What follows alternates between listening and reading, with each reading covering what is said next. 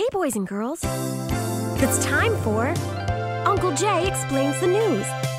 Now here's the guy who helps little minds understand big news stories, Uncle Jay. Hi, boys and girls.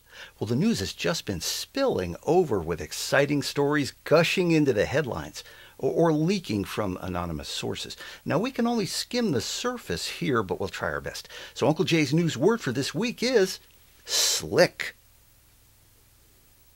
Now, as usual, this word has a lot of different meanings, but they're all in the news. We're going to start with some geography. Uncle Jay's fourth grade teacher used to teach geography as a punishment when the class acted up. Great memories, and I'm going to share them with you now.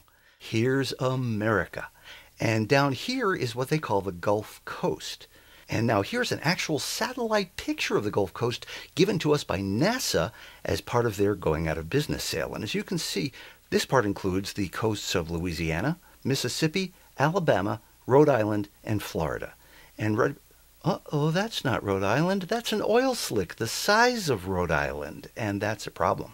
Their first idea was to just burn up as much oil as fast as possible.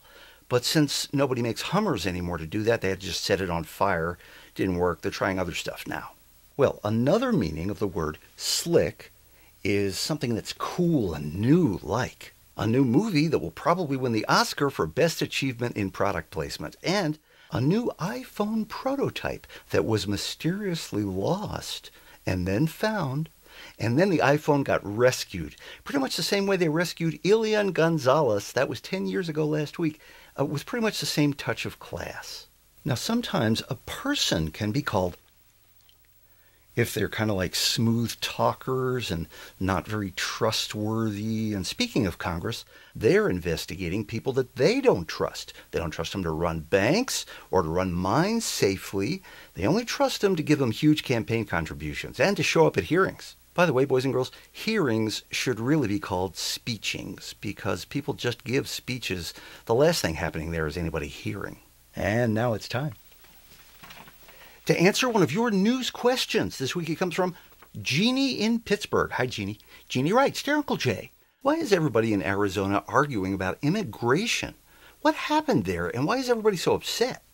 Thanks, Jeannie. Well, this is a very complicated and emotional subject, as I'm sure you've noticed. And so, next week, Uncle Jay is going to do a special episode all about immigration, from the very first undocumented workers to today's mature debate on the subject. We're going to try to make sense out of immigration next Monday when Uncle Jay explains the news. Till then, remember, a great kid is great news.